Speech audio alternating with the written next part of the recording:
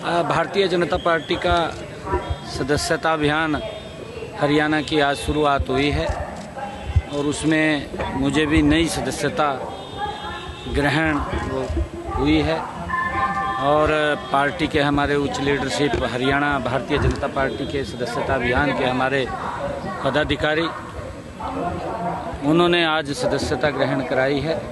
लगभग 5 लाख सदस्य हरियाणा के अंदर बन चुके हैं। हरियाणा को 50 लाख नए सदस्य बनाने का टारगेट वो हमारे पास है और मुझे पूर्ण विश्वास है कि आने वाले समय के अंदर भारतीय जनता पार्टी की नीतियों को लोग जुड़ रहे हैं।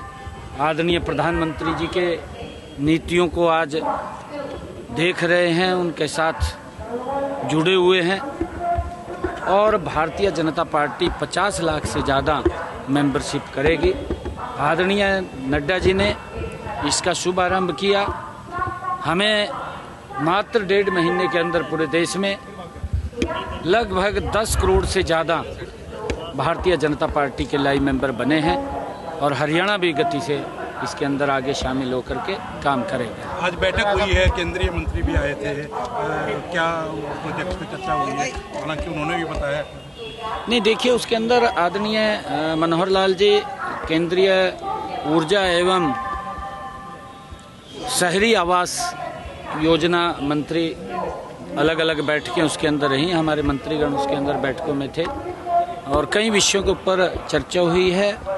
बिजली को लेकर के हुई है, आवास को लेकर के हुई है और उसका हरियाणा को बड़ा लाभ मिलेगा। आज बिजली विभाग की बैठक थी, फिर हाउसिंग फॉर हॉल के बैठक भी उसके अंदर थी, उसका बड़ा लाभ मिलने वाला है। सर जब जम्मू कश्मीर में जो घटनाक्रम हुआ विधानसभा में भाजपा विधायकों के साथ मारपिटाई की गई, 370 जो है वो वापस लाने की बात जो है वो कर रहे थे, तो किस तरीके से देखते हैं इस घटना को? देखिए दुर्भाग्यपूर्ण है, कांग्रेस का चेहरा वो नकाब आप जनता के सामने, पूरे देश के सामने आ गया है। जिस जम्मू कश्मीर के अंदर जो परमट प्रथा थी, जो धारा 370 थी, जो 35A था, जिसको समाप्त करने के लिए भारतीय जनता पार्टी और पूरा देश लगा हुआ था। डॉक्टर श्यामा प्रसाद मुखर्जी जैसे महान नेता ने अपना बलिदान दिया और उस धारा 370 को आदरणीय नरेंद्र मोदी जी ने समाप्त किया और वो दौर जो आतंकवाद का जम्मू कश्मीर के अंदर दौर था, उस दौर को भी समाप्त किया।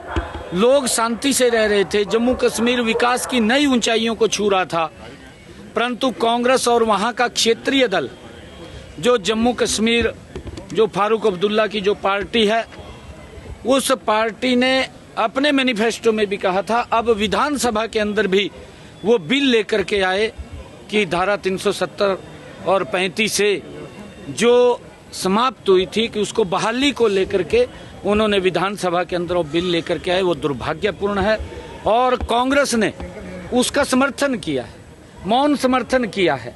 ये बड़ा दुर्भाग्यपूर्ण है। कांग्रेस ये स्पष्ट करे कि वो देश ऐसी ताकतों के साथ जो पाकिस्तान की मजबूती के लिए काम करती हो और देश के अंदर ऐसी ताकतें जो इस देश को तोड़ने का काम करती हों, क्या कांग्रेस पार्टी उनके साथ खड़ी है? ये स्पष्ट करे, कांग्रेस को बताना होगा, क्योंकि धारा 370 जिसके ऊपर हमारी पीढ़ियां ने उसको भुगता है, हमारे बड़े नेताओं ने उसके ऊपर बलिदान दिए हैं, क्या कांग्रेस पार्टी दोबारा फिर मौन समर्थन दे करके धारा 370 का वो उसका समर्थन कर रही है? ये इसके बारे में कांग्रेस पार्टी को बताना होगा, क्योंकि आज जम्मू कश्मीर पिछले लगभग 5 सालों के अंदर, 10 सालों के अंदर पिछले विकास की एक नई ऊंचाइयों को जम्मू कश्मीर ने आगे बढ़ा है। नए विकास के नए नए प्रोजेक्ट, नए नए कार्य, चाहे रोड का इंफ्रास्ट्रक्चर है, चाहे लोगों को सुविधाओं की बात है, चाहे पंचायत के चुनाव की बात है।